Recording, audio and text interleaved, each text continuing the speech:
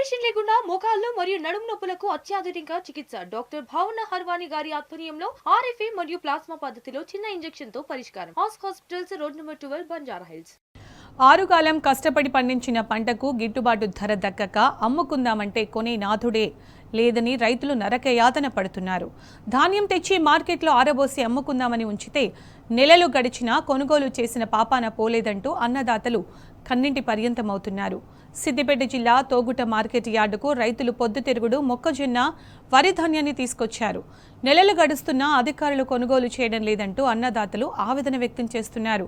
కాంగ్రెస్ ప్రభుత్వం అధికారంలోకి వచ్చిన తర్వాత రైతులకు అన్ని కష్టాలే అంటూ కన్నింటి పర్యంతమవుతున్నారు.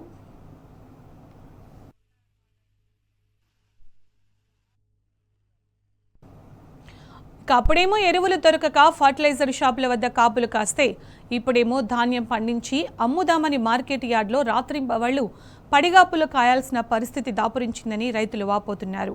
ధాన్యాన్ని నింపేందుకు గన్ని బ్యాగులు కూడా బయట కొనుగోలు చేయాల్సిన దుస్థితి కల్పించారని మండిపడుతున్నారు. రైతులు రోడ్డెక్కి ధర్నాలు నిర్వహిస్తే కానీ కాంటలు నిర్వహించడం లేదని మండిపడుతున్నారు. మరోవైపు కాంగ్రెస్ కార్యకర్తలే ప్రభుత్వంపై తిరుగుబాటు చేస్తున్న పరిస్థితి వచ్చింది. తాము పార్టీ సీనియర్ లీడర్లమైనా ధాన్యం కొనుగోలు కావడం లేదని మండిపడుతున్నారు. మా పార్టీ అధికారంలోకి వచ్చిన తర్వాత రైతులకు న్యాయం జరగడం లేదని విమర్శించారు. నెల రోజుల నుంచి మొక్కజొన్న తెచ్చి ఇక్కడ పోసాం, కొనే దిక్కలేదు.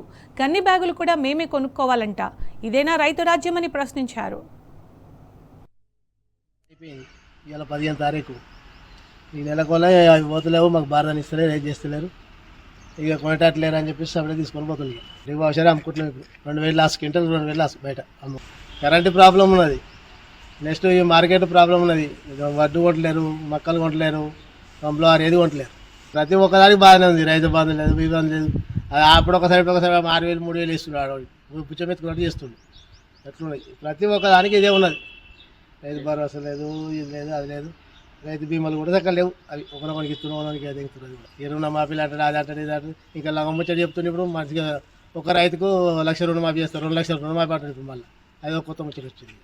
అది కూడా కాదు, ఏది కాదు, చేయలేడు. మళ్ళీ ఏం రారు.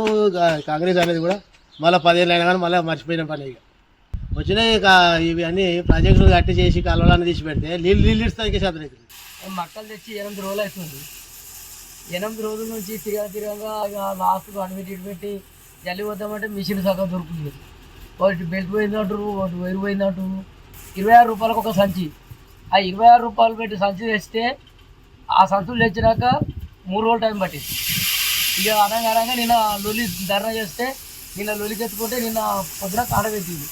మళ్ళీ ఇక్కడ సంచులు ఎత్తుకున్నాక మళ్ళీ పోయి ఏళ్ళు పెడితే నంబర్ ఇచ్చింది. ఇప్పుడు నంబర్ ఇస్తున్నాము. ఆ నంబర్ ఇస్తున్నాము. మరి ఇవాళ పోతాయా రేపు పోతాయా? టీఆర్ఎస్ గవర్నమెంట్ ఉన్నాక ఎలాంటి ఇబ్బంది లేకుండా మనిషికి రైతుకు కష్టం లేదు, నష్టం లేదు. ఈ కాంగ్రెస్ బీజేపీ పాలన వచ్చిందా రైతులను పడరాని బాధలు పడుతున్నాము. తాగేందుకు నీళ్ళు చక్కగా లేవు, ధాన్యం కొనుగోలు చక్కగా లేదు.